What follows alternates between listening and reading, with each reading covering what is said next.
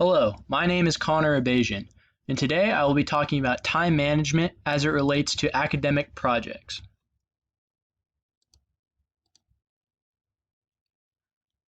College projects and papers are much different than what students may be used to transitioning from high school. In college, professors usually have a higher expectation for students, meaning the work assigned by professors will be much more time-consuming than what students may be used to. While a 5-page paper may be considered hefty in high school, that is quite frankly average for college, meaning the requirement for time spent on homework is higher. This also means that students will have to work harder to achieve the grades they desire. This means that for full-time students, when accounting for their coursework across all of their classes, the workload can sometimes seem quite daunting.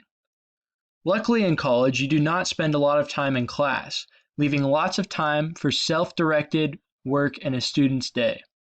The tricky part of being a college student, and something I have yet to master myself, is how to best manage that time to effectively complete school at the level desired by a student, fulfill obligations to work and extracurricular activities, and importantly, maintain a social life.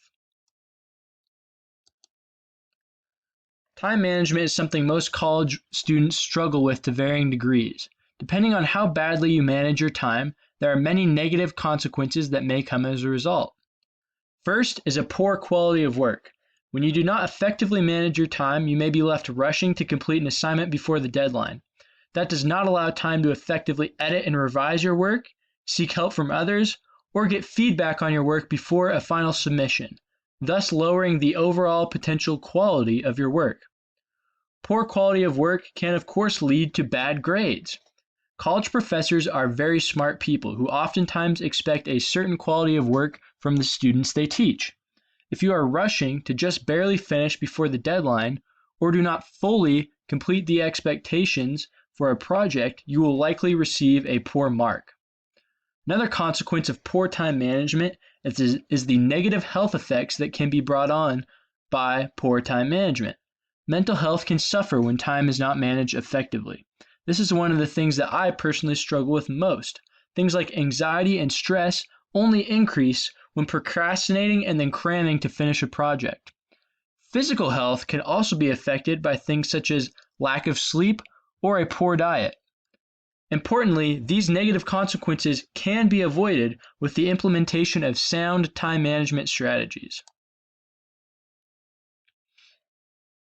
Time management for me is essentially working on projects and schoolwork well ahead of time and in pieces to avoid having to cram to get something submitted just at the deadline. I try to utilize time management practices now because it is something that has in the past caused me a lot of hardship. I used to suck at time management, quite frankly, and as a result, I experienced all of the negatives I had previously mentioned. It is something I am still trying to get better at, but I've been making some good progress this year. The ways I practice time management are by utilizing a planner, setting daily goals, and breaking large assignments into smaller pieces with their own personalized due dates. The planner has been a big help for me because it allows me to get all of my assignments for all of my classes in an easily accessible place. I know when everything is due, and it helps me plan out my weeks more effectively, set my daily goals, and parcel up assignments. Setting daily goals has been huge for me. Every morning, I identify the items I need to get done for that day, list them based on priority, and work on the most important things first so that I am always meeting my deadlines.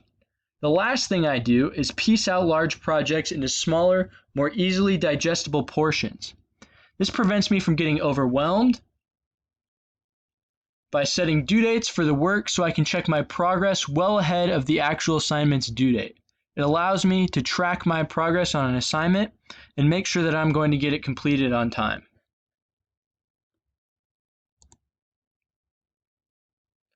Some tips to start managing your time more effectively include using a planner. A planner is a great tool for time management. I personally use a paper planner that I write in every day, but you don't need a physical planner. You could use your phone's calendar, Google Calendar, whatever, but it's important to have something to keep you on track. Another tip is to prioritize tasks. When you work on the highest priority items, when you are most productive, you will see greater success. You might be most productive in the morning, in the evening. Whenever that is, that's when you should work on those high priority tasks to ensure you're getting them done. Another tip is to break tasks up into bite-sized pieces. You won't get overwhelmed by doing this, and it provides an opportunity to effectively track your progress to make sure that you'll be meeting your final due date set by your professor. The last tip is to hold yourself accountable. All the time management tips and tricks in the world won't help if you don't follow through on them. So it is important to actually make sure that you're doing these things and getting the work done on time, or else all of these tips or anything else you might try to utilize to help your time management won't be effective.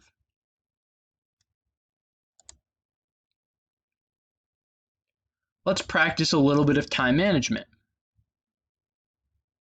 Let's pretend that you have a 2,000-word research paper due on the country of Paraguay. You also have a 5-minute presentation based on that paper. Both things are due 1 month from today.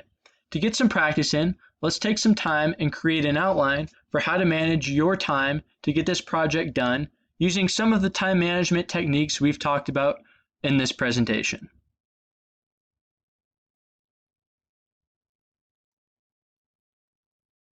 Great. Now that we're done with that, let's move on. Are there any questions?